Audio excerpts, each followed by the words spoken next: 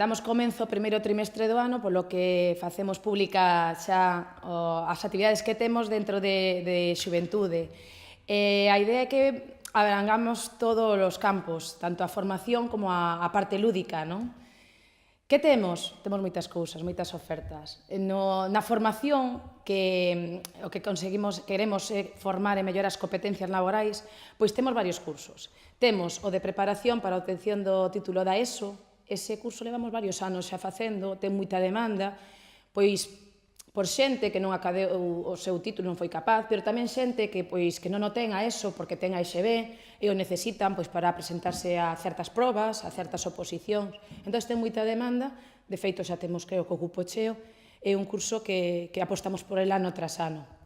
Pero despois, así, a novidade, temos un curso de primeiros auxilios no entorno escolar, sobre todo para formar a xente que traballa nos colexios, no ámbito deportivo, para atender en un caso dunha emerxencia nun escolar, con prácticas tamén.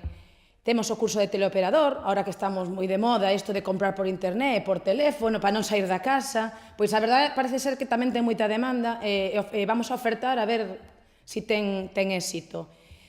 O curso de manipulador de alimentos, que tamén apostamos por el ano tras ano porque é necesario e aparte moita xente ten que ir renovando. E despois temos o plato principal, como quen digo, que é moi importante tamén, porque fixemos un ano pasado e quedaron moita xente pendente de vacantes, entón repetimos o curso que é oficial de monitor de tempo libre.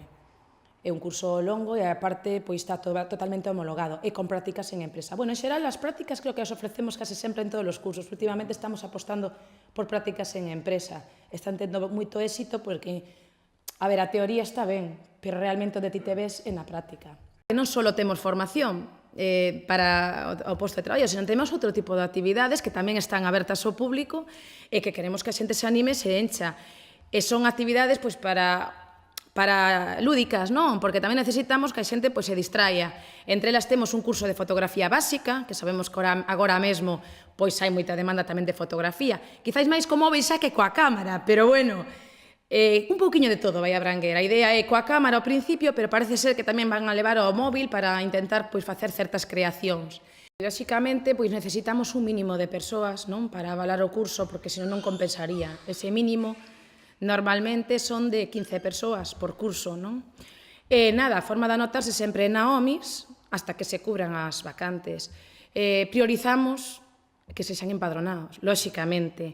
E despois tamén atendemos, en caso de moita demanda, en certos cursos, se ti estás no paro e necesitas, e incluso a hora do pago, tamén se estás en risco ou, sabes, non podes afrontar, os servicios sociais así non lo aseguran, intentamos, sabes, que non limitar o curso a certas persoas, pero, bueno, vai por orden de inscripción sempre, e atendendo as necesidades de cada un.